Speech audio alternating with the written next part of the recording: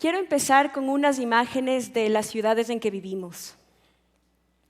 Esto es Ipanema, en Río de Janeiro, en Brasil, uno de los barrios más exclusivos, no solo en Sudamérica, sino en el mundo. Esta es una foto del puerto de Baltimore, en Estados Unidos. Esta es una foto del centro financiero de Melbourne, en Australia, una de las ciudades con mayor calidad de vida, de acuerdo a la revista The Economist. Y uno de los centros financieros de la ciudad de Quito, Ecuador, una ciudad ícono de Latinoamérica. Estas fotos deben ser bastante familiares para ustedes, particularmente la última foto para mí es bastante conocida. Cada que alguien me pregunta de dónde soy y digo de Quito y de Ecuador, es una de las primeras imágenes que sale en Google. Sin embargo, estas imágenes muestran solo una parte de la historia.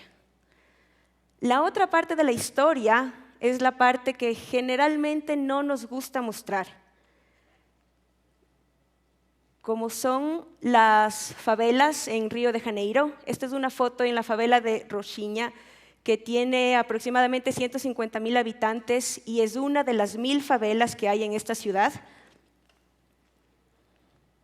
O los campamentos informales a lo largo de la Ruta 40 en la ciudad de Baltimore, una de las ciudades con más inequidad dentro de Estados Unidos.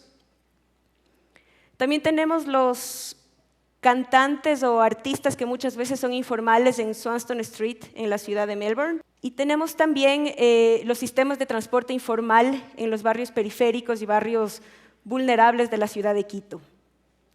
Esta parte de la historia que generalmente no nos gusta contar es a lo que yo le llamo la ciudad informal. Y hoy quiero compartir con ustedes el por qué no nos gusta mostrar esta parte de la historia y el por qué yo creo que es esta parte en la que nos tenemos que enfocar. La ciudad informal es la ciudad en la que vivimos, está en varias partes del mundo y tiene distintas manifestaciones. Se manifiesta a través de vivienda informal con campamentos informales. Esta es una foto en Bangkok, en Tailandia. Y esta es la consecuencia de muchas veces la falta de soluciones de vivienda a los sectores que tienen menos ingresos económicos. Se manifiesta también con emprendimientos. La foto que tenemos de arriba es tomada en la Ciudad de México, afuera de una estación de metro. Y muchas veces estos emprendimientos crecen de tal forma que se convierten en nodos de comercio informal, como la foto que tenemos abajo, es en una ciudad de India. Se manifiesta también con manifestaciones espontáneas de espacio público.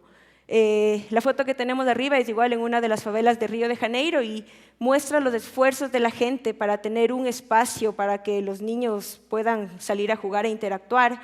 Y la foto de abajo es en una ciudad en India, igual, en Varanasi. Y ahí vemos la congregación de gente y de usuarios tratando de apropiarse de los espacios que habitamos. Se manifiesta también a través de diversos sistemas de transporte informal, en este caso a través de unos carritos de 3 ruedas que transportan a gente de un sitio a otro sin ningún tipo de regulación o control. Y a todas estas manifestaciones de la gente se las conoce como economías informales. La definición oficial de economías informales nos dice que estas son actividades ocultas que no tienen ningún tipo de regulación, que eluden pago de impuestos y que no tienen ningún tipo de control administrativo. Frecuentemente se las asocia con países en desarrollo, con economías emergentes y con pobreza. Sin embargo, la informalidad no es exclusiva de la pobreza, ya que en el contexto en el que vivimos, muchas veces las empresas formales adoptan prácticas informales.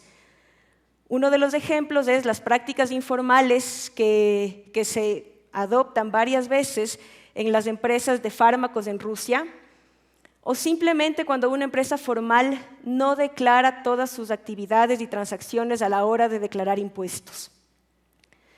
Y estos ejemplos nos demuestran que la informalidad está prácticamente en todo el mundo y que los diversos actores de la sociedad participamos de una forma u otra y probablemente participamos más de lo que nos imaginamos.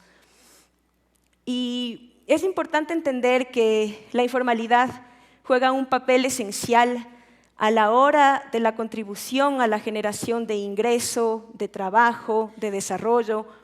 De acuerdo a Robert Negurit, 2/3 de los trabajadores del mundo pertenecen al sector informal, los cuales contribuyen con 10 trillones de dólares al año, lo que les posicionaría, si hacemos una suma de la contribución económica del sector informal al Producto Interno Bruto del mundo, lo posicionaría como la segunda economía más fuerte del mundo después de Estados Unidos, y dadas las proyecciones, podría convertirse en la primera en los próximos 50 años.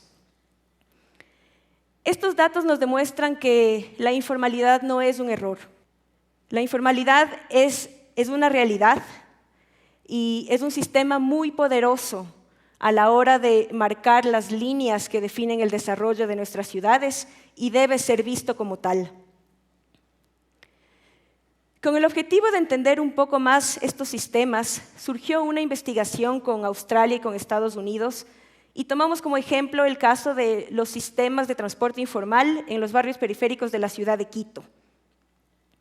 Quito es una ciudad en la que gran porcentaje de su población utiliza el transporte público, el transporte formal, pero también es una ciudad que tiene un gran porcentaje de población que tiene poco acceso o acceso nulo al transporte público y que como consecuencia ha creado estos sistemas de conectividad informales que les transporta de la periferia al centro sin ningún tipo de regulación.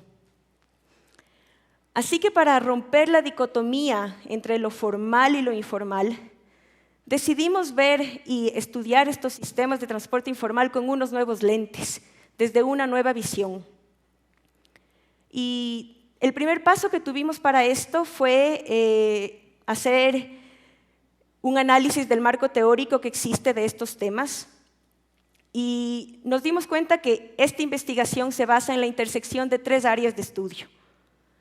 La primera, que incluye literatura que habla de la formalidad y de la informalidad, que nos dice que la informalidad son fenómenos que están creciendo, que generalmente son un espacio para las poblaciones más vulnerables que no tienen cómo conectarse con las oportunidades formales de la ciudad, que es difícil de cuantificar y que es muy difícil de medir, ya que en el contexto que vivimos muchas veces las empresas formales adoptan prácticas informales.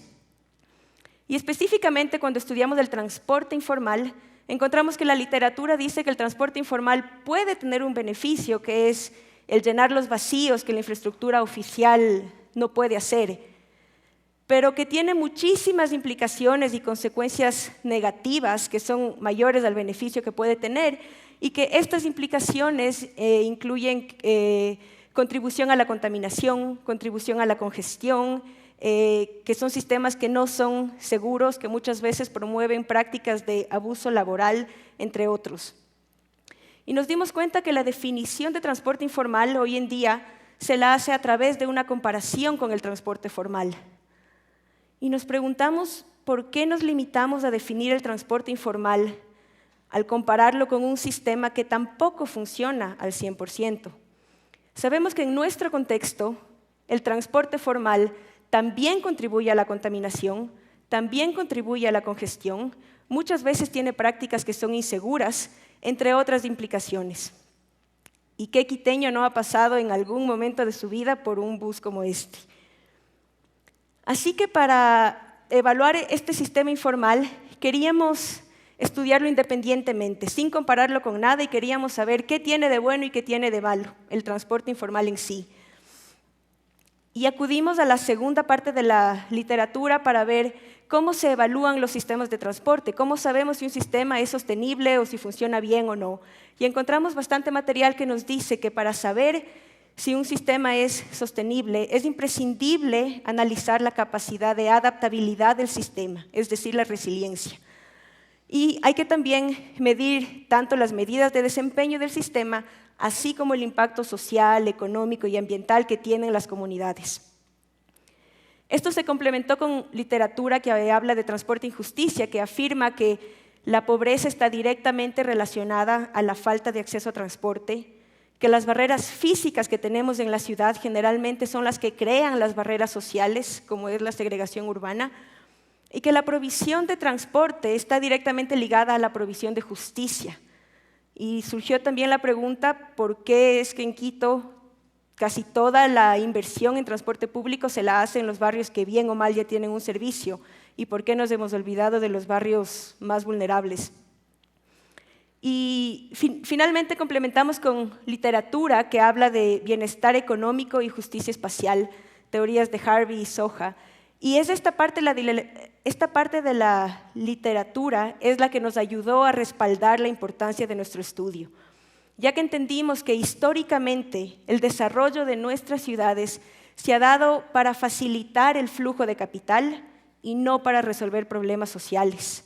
Sabemos que la construcción es un sector que mueve la economía, que muchas veces funciona como medida anticíclica cuando hay recesiones en los países, y que cuando promovemos construcción generalmente lo hacemos para promover flujos de capital, para promover inversión, muchas veces para apaciguar crisis políticas, mas no para mejorar la calidad de vida de la gente que vive en las ciudades. Y que si queremos ver resultados distintos a los que tenemos ahora, tenemos que empezar a construir ciudades para la gente. Y que para hacer esto, una cosa importante es reconocer cuáles son las raíces físicas de nuestras ciudades que generan los problemas sociales, que generan estos temas de segregación urbana. Y que estos sistemas que emergen de la ciudadanía son el resultado de la segregación física y segregación social que sufren las ciudades en las que vivimos y que son sistemas que valen la pena ser estudiados. Como segundo paso para validar un poco estas teorías que teníamos, en el 2014 con la Universidad de Melbourne decidimos investigar cuál es el impacto y significancia del transporte informal en una comunidad periférica de la ciudad de Quito. Nos enfocamos en la comunidad de Mirador, es una comunidad que está al noroccidente de la ciudad, y queríamos medir de una forma concreta qué ha significado el transporte informal en esta comunidad.